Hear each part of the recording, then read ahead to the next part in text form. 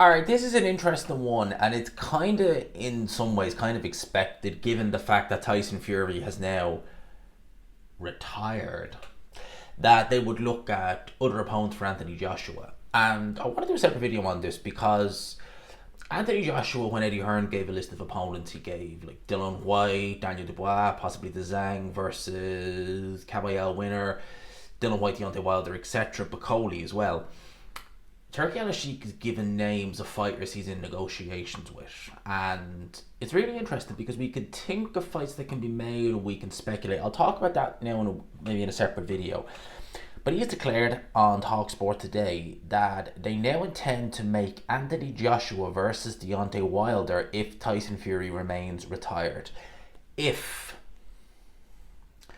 I want to see Joshua and Wilder now if Fury is not available. Why not Joshua and Wilder? Those are the words of Turki Al-Sheikh, short and sweet.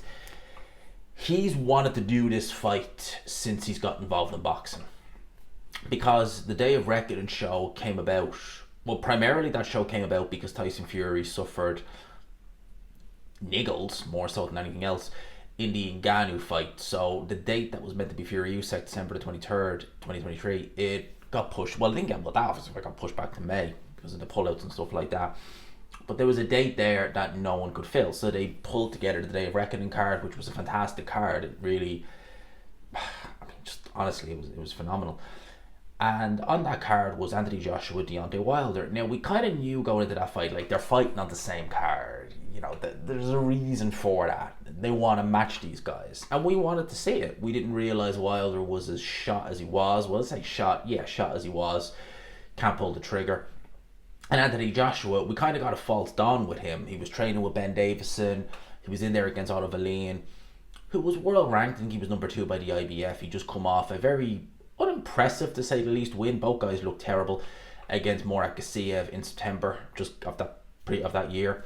So we kind of thought, okay, look, you know, it's going to be interesting. Both guys can then fight one another in the new year, and that was the plan, provided both guys win.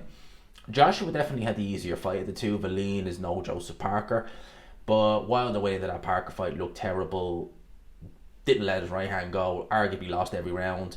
And alright, that date was then scrapped. Well, it wasn't scrapped, it went to Francis Ngannou instead. But then Deontay Wilder talks about coming back. Turki Al-Sheikh still mentioned Deontay Wilder. He still wanted to do that fight. And, you know, going into the match from Queensbury 5v5, he was going in there against Zhilei Zhang. Turki Al-Sheikh was saying it, you know, we could look at Deontay Wilder, you know, maybe meeting Anthony Joshua. And best believe, had he had beaten Zhilei Zhang, there's no doubt in my mind that they would have done, instead of Dubois versus Joshua, they would have done Wilder versus Joshua at Wembley Stadium. No doubt in my mind about that. More winnable fight for Anthony Joshua, much more winnable. Instead, he gets cleaned out in 5 rounds by Zhilei Zhang, brutally as well. Brutal knockout. And here we are with Deontay Wilder. You know, we don't really know what we're going to get with him. I've said this before and I'll say it again. It's all but announced, it's all but signed that he'll be facing Curtis Harper on a BLK show, which is a separate streaming company. It's American based, I believe it's American based anyway. They've only ever done one show, which was a Crawford show versus Avanesian a couple of years ago. So he'll be having a fight on that against Curtis Harper, and for me, the only purpose of that fight, well, it serves a variety of purposes, to just give Wilder a win, to get somewhat of his confidence back, to have him in an environment where he feels he can let the right hand go, and also to resell him to the public. You know, if you want to sell a Wilder-Joshua fight, in particular a Wilder-Joshua fight, given how both guys looked in their respective last couple of fights. You know, Joshua ironed out in 5 rounds by Daniel Dubois, brutal knockout. Deontay Wilder brutally knocked out against Zhilei Zhang, also in 5 rounds. And then he had a stinker against Joseph Parker. And look, Wilder's been in some fights that haven't been entertaining while they've lasted. But you always sat on the edge of your seat because you felt a big shot's going to come. Oh, big shot's going to come. It's Wilder. Big shots like that. It never came. And you never got the feeling it would come in that Joseph Parker fight. So, yeah, Wilder, Joshua, it would still do good. It wouldn't do as good as Fury versus Joshua, no. But I think that both guys really need a win, to be honest with you. And I think that Wilder going in there against Curtis Harper would be to sell himself. If he can get a big one-punch knockout, especially with the right hand, it's like, look, I'm back. I can let my hand go. I have the hunger back. I'm the bronze bomber again. I'm the Wilder of 2017 again. Realistically, we know that's not going to be the case, but I think that would be a good way of selling himself to the casual audience. Like, oh, Wilder, see his knockout. Oh, Wilder's back. Him against Joshua. It's going to be epic. The reality is, you're talking about two fighters who are respectively at the end of their career.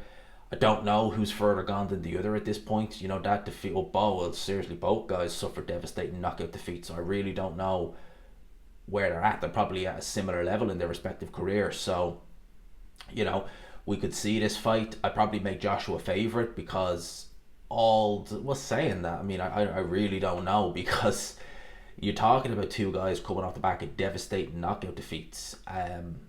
You really don't know where they're going to be at, you know, mentally.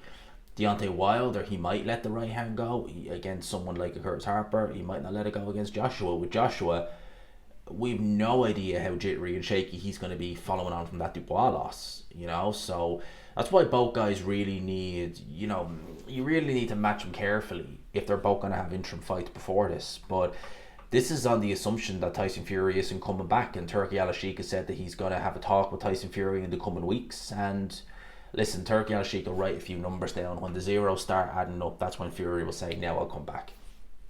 Straight, simple as with him. So let me know your thoughts in the comment section below. I hope, as always, you enjoyed the video, people. Smash the like button if you could. Hit subscribe if you haven't already. We're less than 90 away from 22,000. Less than 90 subs away from 22k. And then we're halfway to 50. Oh, no, sorry, my maths is all over the place. So we're not halfway to 50. We'll be halfway to 50 hopefully by the end of the year. Halfway to 50 from 22k, yeah. Maths was never my best. That's why I was never a good dart player. But still, I appreciate you locking in. Hit the subscribe button if you haven't. All that good stuff. Peace.